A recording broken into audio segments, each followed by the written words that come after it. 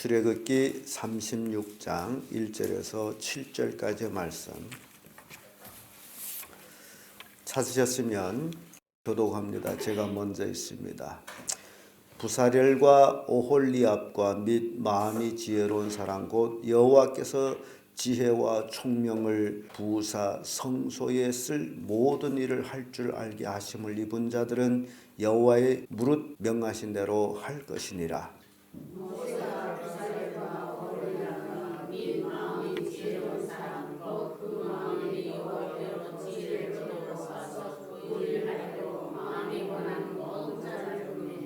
그들이 이스라엘 자손의 성소의 모든 것을 만들기 위하여 가져온 예물을 모세에게서 받으니라. 그러나 백성이 아침마다 자원하는 예물을 연하여 가져오는 고로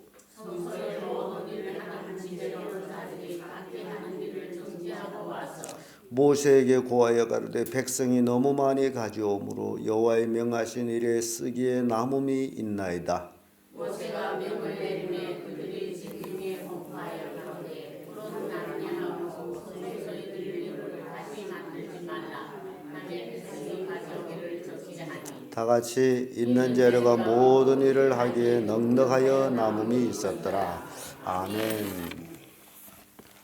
이 말씀으로 순종은 축복입니다 라는 제목으로 말씀을 나누겠습니다.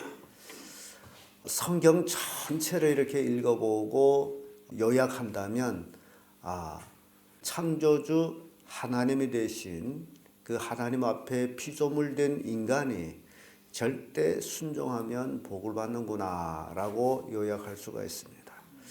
사람이 왜 복을 받지 못하느냐라는 원인은 순종하지 않는데, 순종하지 않는 원인은 믿지 못하기 때문에, 그래서 불순종으로 살고 인류의 시조 아담 하와도 처음 지은 죄가 불순종의 죄로서 하나님이 먹지 말라 하는 선악과도 따먹은 것. 그래서 우리가 조상의 혈통을 받은 것을 어찌 미룰 수 없는 거기에서 거기라는 것을 우리가 다시 한번 생각하게 됩니다. 순종하면 복을 받는데 불순종함으로 복을 받지 못한다. 그래서 여러분들이 남은 생애에도 하나님 앞에 복을 받아야 되겠다 라고 생각된다면 다른 게 없습니다. 여러분들이 능력이 없고 힘이 없고 권세가 없다 할지라도 하나님 앞에 그 말씀에 따라서 순종만 한다면 여러분 인생은 또 다른 인생의 삶이 될 수 있다는 사실입니다. 그래서 매일매일 하나님 말씀에 순종하는 삶을 살기 위하여 마귀하고 싸워서 이긴다면 엄청 큰 축복을 우리는 받은 것이 됩니다. 오늘 본문의 말씀을 통해 가지고 순종은 축복이라는 것을 알 수가 있는데, 그 첫째가 부르심에 응하는 겁니다. 하나님이 나를 부르셨다 하게 되면 거기에 응해서 모든 것을 내려놓고 그 일만 하면 됩니다. 그러면 그것이 복이 된다라는 사실이에요. 예수님이 사역을 시작할 때에 그 있었던 일들을 우리가 생각해 보면요, 그 베드로가 어부잖아요. 고기배에 앉아서 그물을 깃고 있었어요. 근데 예수님이 그를 보고서 나를 따르라, 내가 너를 사람 낚는 어부가 되게 하리라 라고 말씀할 때에 베드로의 그 행동, 그 예수님의 말씀에 대한 순종, 처음 보는 사람이에요. 베드로는 예수님을 처음 봐요. 그럼에도 불구하고 나를 따르라는 그 말씀에 응해가지고 배와 그물을 버리고 그 즉시에 예수님을 따랐어요. 예수님을 따름에 있어서는 무엇을 먹어야 되고 무엇을 입어야 되고 무엇을 마셔야 되고 그 생각을 전혀 하지 않고 따랐다라는 사실. 아브라함이 부르심을 받을 때에 갈 바를 알지 못하고 갈대우르를 떠났다라고 히브리서 기자는 기록하고 있습니다. 이게 순종, 이게 순종이라는 거예요. 이 순종에 복이 있다는 겁니다. 그렇다면 성서에 나와 있는 그 위대한 믿음의 용사들은 그렇게 순종을 해서 복을 받는다면 우리는 왜 복을 못 받느냐 하는 것은 각자가 자기가 하나님 앞에 어느 만큼 순종했냐라는 것으로 스스로 자신을 굽어 살펴볼 수가 있습니다. 정말 순종은 축복이다라는 겁니다. 오늘 본문의 말씀에 부르심에 응한다. 굉장히 중요해요. 1절에서 2절의 말씀인데 2절의 말씀 보면 모세가 부살렐과 오홀리압과 및 마음이 지혜로운 사람 곧 그 마음에 여호와께로 지혜를 얻고 와서 그 일을 하려고 마음에 원하는 모든 자를 부르매. 모세가 이제 성막을 지어야 될 지혜로운 사람이 필요해서 불렀어요. 근데 여기에서 우리가 알 수 있는 건 그 부른 모든 사람들이 다 그 부르심에 응했다는 겁니다. 그게 중요한 거예요. 그 예수님 비유에 보게 되면 어떤 임금이 잔치를 베풀었는데 종들을 보내요. 잔치에 참석해 주세요라고 불렀는데 어떤 사람은 나는 결혼해서, 나는 소를 사서, 나는 밭을 사서 하면서 그 부르심에 응하지 않는 모습을 봅니다. 그래서 그들은 화를 받아요. 하나님의 부르심에는 내가 뭘 어째서가 중요한 게 아니다라는 겁니다. 내가 지금 밭을 사서 밭 가서 봐야 됩니다. 나 소 한 개를 사가지고 소 보러 가야 됩니다. 나 결혼해서 마누라하고 즐겁게 보내야 됩니다. 등등 이유를 댈 수가 없다라는 거예요. 하나님의 부르심에는. 그래서 오늘 말씀 보게 되면 그 부르심의 모든 사람들이 다 핑계 없이 응했다라는 겁니다. 여러분들도 신앙생활하면서 가장 중요한 것이 바로 이거예요. 하나님이 나를 부르셨다 할 때에 내가 응하는 것. 그것이 순종이고 그것이 축복이라는 겁니다. 데살로니가 후서 1장 11절의 말씀 보면 이러므로 우리도 항상 너희를 위하여 기도함으로 우리 하나님이 너희를 그 부르심에 합당한 자로 여기시고 모든 선을 기뻐함과 믿음의 역사를 능력으로 이루게 하시고 라는 말씀입니다. 하나님의 부르심에 합당한 자로 여기고 모세가 그 마음에 감동된 자를 불렀을 적에 그들은 자기들이 부르심에 합당한 자라고 여기서 응했던 거예요. 나는 못해요. 그런 얘기가 없었습니다. 오늘날도 여러분들이 예수님한테 예수 그리스도를 믿음으로 부르심을 입었다면 그 부르심에 합당한 자로 여겨서 내가 하나님의 자녀구나. 하나님이 나를 부르셨구나. 그렇다면 모든 선을 기뻐하고 선을 기뻐하고 악을 행하지만 죄를 짓지 말라는 얘기죠. 선을 기뻐하고 믿음의 역사를 능력으로 이루어 나가는 것. 이게 부르심에 응하는 삶이라는 겁니다. 하나님이 부르셨음에도 불구하고 그 부르심을 회피하고 죄악의 낙을 누린다면 그에게는 화가 있을 거예요. 그래서 순종이 축복이 되는 것은 부르심에 응하는 겁니다. 히브리서 5장 4절의 말씀 보면 이 종교는 아무나 스스로 취하지 못하고 오직 아론과 같이 하나님의 부르심을 입은 자라야 할 것이니라.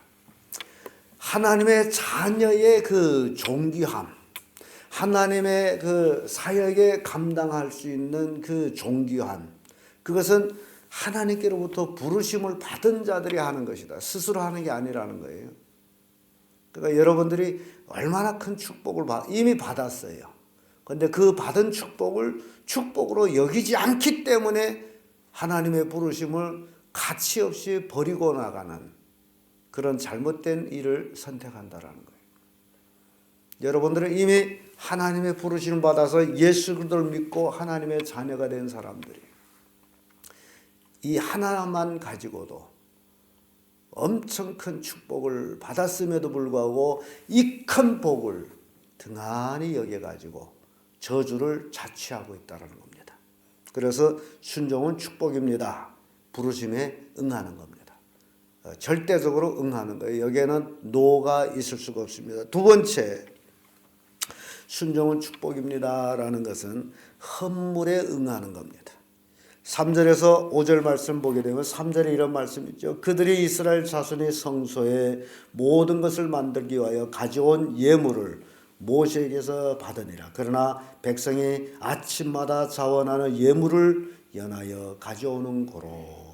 4절에 와서 성소의 모든 일 하는 지혜로운 자들이 각각 하는 일을 정지하고 와서 모세에게 고하여 가로되 백성이 너무 많이 가져오므로 여호와의 명하신 일에 쓰기에 남음이 있나이다.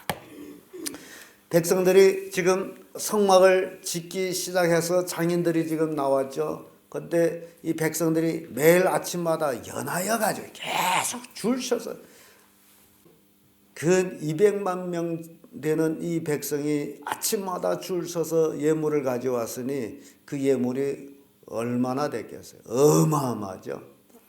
그래서 일하는 사람들이 일하지 못할 정도로 예물이 많이 들어왔어요. 그래서 일하던 것을 중지하고 모세한테 와가지고 이제는 쓰기에 남음이 있습니다. 그 정도로.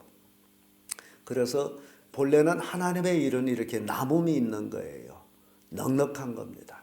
하나님이 우리에게 주시는 복도 넉넉한 겁니다. 더 하시리라 그렇게 말씀하죠. 누르고 흔들어 넘쳐나도록 안겨주리. 넘쳐난다라는 그 표현이 바로 넉넉하다는, 모자라지 않는 것. 여러분 인생에도 이렇게 넉넉한 인생이 되기를 바랍니다. 그런데 그것이 넉넉하게 되기를 원해서 되는 게 아니고 바로 자원하는 마음으로 하나님께 열심히 드려질 때에 그때 그 축복이 임하게 된다라는 겁니다. 출애굽기 35장 29절에도 마음에 원하는 이스라엘 자손인 남녀마다 하나님께서 모세의 손을 빙자하여 명하신 모든 것을 만들기 위하여 물품을 가져다가 여호와께 즐거이 드림이 이러하였더라라는 말씀. 즐거이 드렸다. 매일매일 하나님께 드리는 게 얼마나 즐거웠겠어요. 내가 하나님을 위해서 뭔가 드릴 수 있다. 그 즐거움을 얻으시길 바랍니다. 오늘 본문의 말씀 보면 백성들이 하나님께 드린다라는 것, 그걸 그렇게 즐거워하고 기뻐했다라는 거예요. 드린다는 것. 이 얼마나 큰 축복인지 몰라요. 이스라엘 백성들은 매일 아침마다 하나님께 드리는 게 그렇게 즐거웠어요. 그러니까 온 하루 지금 내일 아침에 드릴 걸 준비했단 말이죠. 준비해가지고 아침에 다 갖다 드리고 얼마나 신났는지 몰라요. 그러면 그들이 그 드릴 수 있었다라는 건 누가 준 거예요? 하나님이 주신 거예요. 그러니까 하나님이 그들에게 주셨으므로 그들이 그렇게 드릴 수가 있었다라는 거예요. 이것이 드린다라는 자체가 믿음이고 축복입니다. 성막 건축함에 있어서 아주 금, 은 모든 물품이 아주 너무 흔해서 나돌 정도예요. 왜 그래요? 백성들이 너무 많이 가져와서. 근데 보세요. 이 일하는 사람들이 이 백성들이 모세한테 갖다 드렸고 이 장인들은 모세한테 와서 그 물품을 받아가요. 근데 참 신기한 일이 있습니다. 저는 뭐 금가락지 같은 게 신경 안 쓰다 보니 제 손가락에는 그런 게 없어요. 금에 대해서 저는 도무지 신경 안 써서 남들은 뭐 밧줄 같은 목걸이를 걸고 다녀도 저는 그런 건 없어요. 근데 듣는 말에 의하면 금가락지를 쳐주는 사람들이 그 금을 녹여가지고 가락지를 쳐주잖아요. 근데 조금만 방심하면 그 금을 녹이는 데서 조금씩 우겨내고 잡지를 섞어준대요. 근을 맞춰야 되니까 하나. 근데 그렇게 능숙하게 그걸 한대요. 앞에서 보는데도 어떻게 했는지 모른대요. 그놈은 그걸 후면에서 한 사람 한 사람 이렇게 조금씩 후면에다 보면 계속 그 일을 하기 때문에 금을 많이 모으게 된다는 거죠. 제가 이 이야기하는 것은 이 성막을 지을 때 이 장인들이 하나도 안 가져갔다라는 거예요.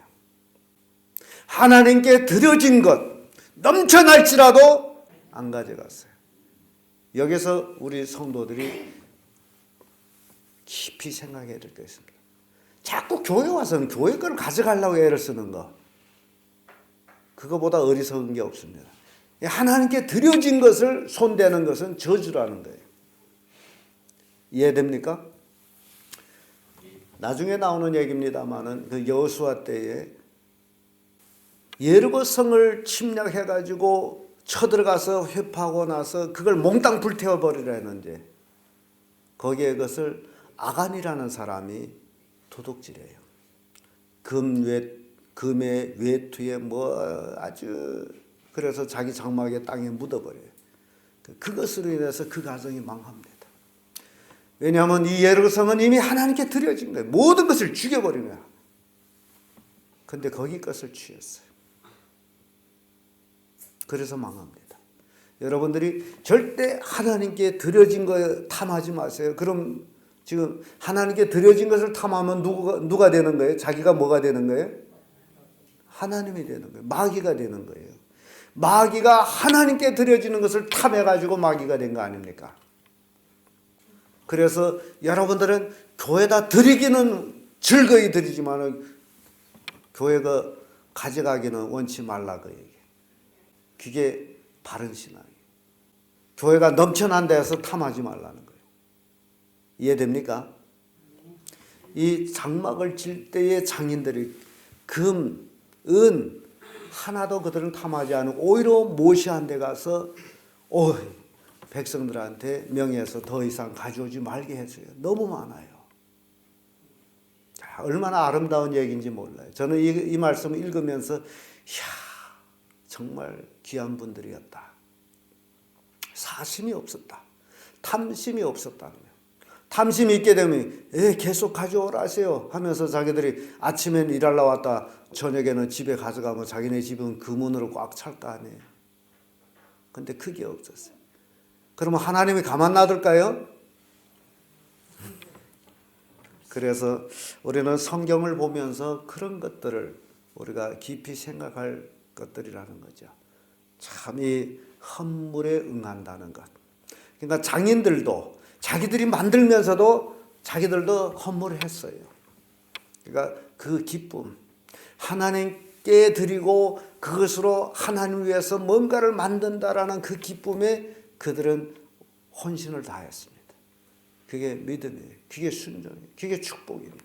끝으로 명에 응합니다. 6절에서 7절의 말씀인데 7절 말씀 보면 이는 재료가 모든 일을 하기에 넉넉하여 남음이 있었더라. 모세가 6절에 이르죠. 모세가 명을 내리매 그들이 진중에 공포하여 가로되 물은 남녀가 성소에 들을 예물을 다시는 만들지 말라 하며 백성이 가져오기를 정지하니 열심히 즐겁게 내던 사람들이 이제는 됐다.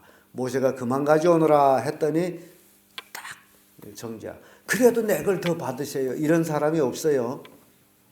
됐다 하니 정지라. 이게 명에 응하는 것도 얼마나 큰 축복인지 몰라요.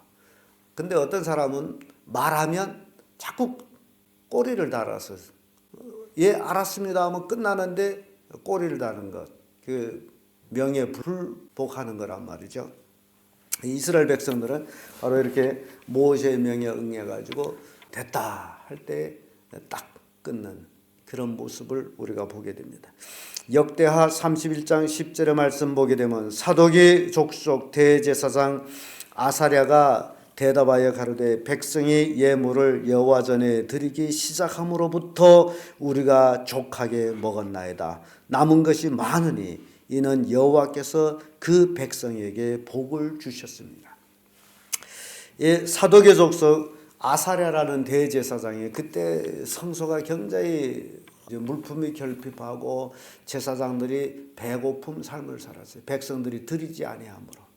이제 포로 생활하다 보면 그래요. 백성들이 열심히 드려야 제사장들이 배불리 먹겠는데 드리지 아니하므로 제사장들이 배고팠어요. 제사장이 배고프면 어떻게 되느냐? 백성들이 복을 못 받아요. 이게 성경 원리입니다. 레위 자손들로 비롯해서 성전에서 일하는 사람들은 백성들이 드리는 것으로 먹어요. 근데 백성들이 드리는 것이 없었어요. 그래서 제사장들이 굶었어요. 제사장들이 굶을 때에 백성들은 복을 못 받았어요. 그런데 이 사독의 족속 제사장 아사랴가 말하는 것은 백성들이 예물을 여호와의 전에 드리기 시작함으로부터 우리가 족하게 먹었나이다. 백성들이 드리기 시작함으로부터 우리가 족하게 먹었는데 그리고 또 족하게 먹고도 남은 것이 많습니다. 이는 여호와께서 그 백성에게 복을 주셨습니다. 드릴 때 누가 복을 받아요? 백성이 복을 받아요. 여러분들이 드릴 때에 하나님께로부터 복을 받는다라는 거예요. 그래서 이 굉장히 중요한 축복입니다. 하나님이 드리라 할 때 드리는 것, 축복이라는 거죠. 하나님이 백성에게 복을 주셔서 백성이 풍성한 삶을 살게 됐어요. 그러니까 우리는 역사적으로 이렇게 쭉 살펴볼 때에 복음이 유럽으로부터 시작돼서 아메리카로 그리고 이 아시아로 이렇게 복음이 이렇게 돌아 나오지 않습니까? 근데 복음이 들어가는 그 순서를 우리가 볼 때에 복음은 꼭 물질의 복과 같이 동행했다라는 사실입니다. 유럽이 복음을 들어가면서 유럽 굉장히 물질의 복을 받은 나라가 돼요.